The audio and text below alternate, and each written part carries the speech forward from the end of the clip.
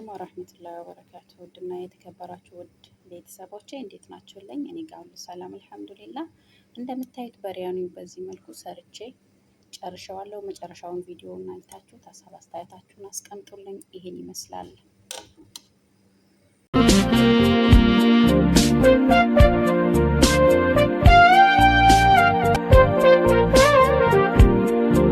ቤተሰቦቼ እንዴት ናችሁ? እኔ ጋር ሁሉ ሰላም አልሐምዱሊላህ።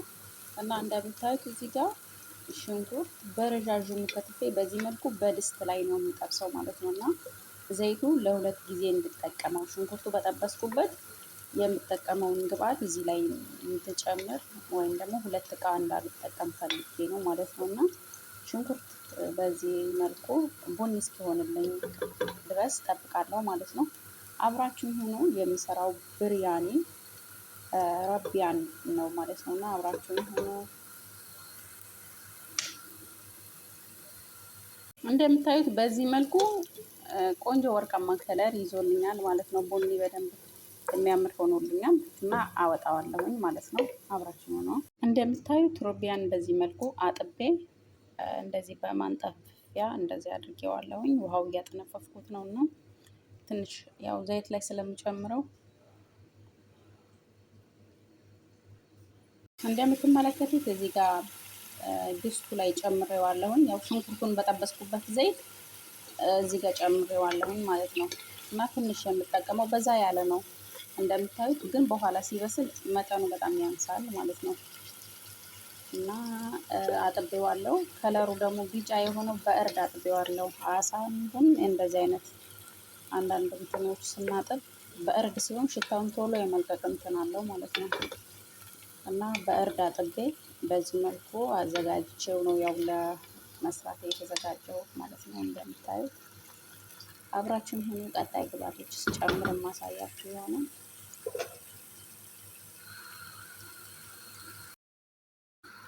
እንደምታዩት መጠኑም እያነሰ እየተድበለበለ ነው የሚሄደው እንደምታዩት። እና ውሃ የራሱ በጣም ብዙ ነው ውሃ ነው ያለው እንደምታዩት። የራሱ ውሃ እስኪጨርስ ድረስ በዘይቱን ብቻ እስኪጠበስልኝ ድረስ ነው በዚህ መልኩ ማበስለው። እና ምንም አይነት ውሃ አልጨምርም። ይቅርታ ያው በአንድ እጄ ስለሆነ ስለምቀርጽ ነው። እና መጨረሻውን አሳያችኋለሁ። የምትመለከቱት በቅዶነስ እና ኩስብራ ወይም ደግሞ ናና ናቸው። እና በቅዶነስ የድንብላል ቅጠልና ናና እነዚህ ያው ለበርያኒ የማይቀር ነው። በዛ ላይ ደግሞ ረቢያን ሲሆን እንደዚህ አይነት ቅጠላ ቅጠሎችን ግድ ያስፈልገዋል ማለት ነው። ትንሽ በዛ አድርጌ አዘጋጅቻለሁ ማለት ነው። እሱን ከትፌ በኋላ የምጨምር ማሳያችሁ ይሆናል። እንደምታዩት እዚህ ጋር ውሃው እየጨረሰ ነው እና በዛውም ይበስላል። እና ምንም አይነት ውሃ ሳልጨምር በዚህ መልኩ ተደረቆ ነው ማበስለው። በዛ ላይ ጊዜ የሚወስድ ነገር አይደለም ማለት ብዙ ቀጥሉኝ የሚል ነገር አይነት አይደለም። እና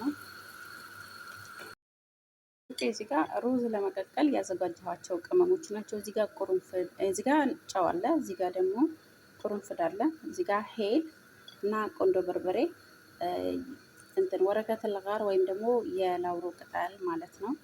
እና ይሄን ይመስላል። እነዚህም ያው ሩዙ ነጭ ሩዝ ስቀቅል በዚህ መልኩ ነው ማበስለው። እና ከውሃው ጋር ትንሽዬ ዘይት ጨምሬ በዚህ መልኩ ሩዙን አበስለዋለሁ። እስኪ ፈላ ጠብቄ ከዛ በኋላ ነው ሩዙን የምጨምረው ማለት ነው። እንደምታዩት ይሄን ይመስላል። ውሃው ጨርሷል። አሁን በዚህ መልኩ እየበሰለ ነው።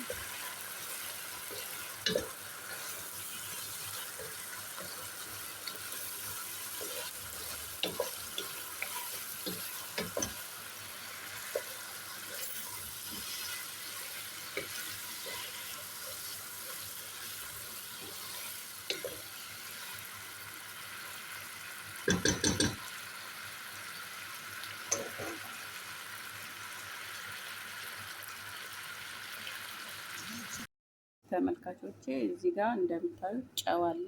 እዚህ ጋር የበርያኒ ቅመም ነው። እዚህ ጋር ደግሞ የአሳ ቅመም፣ እዚህ ጋር ደግሞ የድንብላል እንትን ነው ቅመም ነው፣ ድንብላል ነው። እዚህ ጋር በርበሬ እንደምታዩት፣ እዚህ ጋር ደግሞ እርድ ነው። እነዚህ ቅመም ናቸው የምጨምረው። ለእንትኑ ነው የምጨምረው፣ ለረቢያኑ ላይ የምጨምረው ቅመም እነዚህ ናቸው። ከነኚህ ውጪ ምንም አይነት ቅመም አልጨምርም።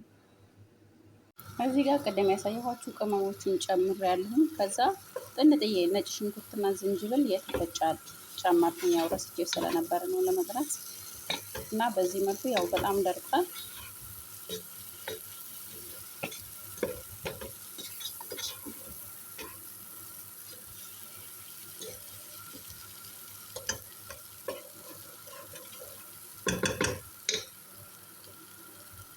ራሱ ገና እንትን ሳይል ያው ድስቱ ሽታ ትንሽ እንዲጠፋ ጥንጥዬ ሞቅ ያለ ውሃ በዚህ መልኩ ጨምሬ ለትንሽ ደቂቃ አበስለዋለሁ ማለት ነው። ከዛ በኋላ ከትፌ ያዘጋጀኋቸውን ግብአቶችን እጨምራለሁ።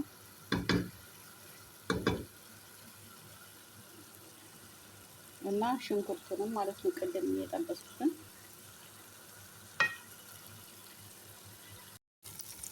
እዚህ ጋር እንደምታዩት ቅድም ትንሽዬ ውሃ ጨምሬ በዚህ መልኩ ካበሰልኩት በኋላ ያው ውሃውን ሲጨርስ በዚህ መልኩ ቅድም የጠበስኩት ሽንኩርትና ያዘጋጀኋቸው ቅጠሎችን እነዚህ በግዱነስ እና ኩስፍራ ወይም ደግሞ የድንብላሉን ቅጠል ናዕናውን በዚህ መልኩ ጨምራለሁ ማለት ነው። ብዙ አላቆየውም አሁን እሳት ላይ እንደምታዩት። የዶሮ ምናምን ሲሰራ ነው ትንሽ ብዙ ፕሮሰስ ያለው። ይሄኛው ቀለል ያለ አሰራር ነው። በዚህ መልኩ በቃ ተጠበሰ፣ በሰለ፣ አለቀ። በቃ እነዚህ ግብአቶችን ጨመርኩኝ። ብዙ ጊዜ አይወስድም እና ደግሞ ቀለል ያለ አሰራር ነው እና ከወደዳችሁት አበረታቱኝ። ሀሳብ አስተያየታችሁንም አስቀምጡ። እዚህ ጋር ቅድም ያዘጋጀኋቸውን ቅመሞች ከጨመርኩኝ በኋላ በዚህ መልኩ ሩዙን ጨምሬያለሁ። ያው ሲጨምር ምናምን አላሳየኋቸውም እና እንደዚህ እያበሰልኩኝ ነው። ምንም አይነት ቅመም እዛ ጋር ያልጨመርኩት ከሩዙ ጋር ስለምጨምር ነው ማለት ነው።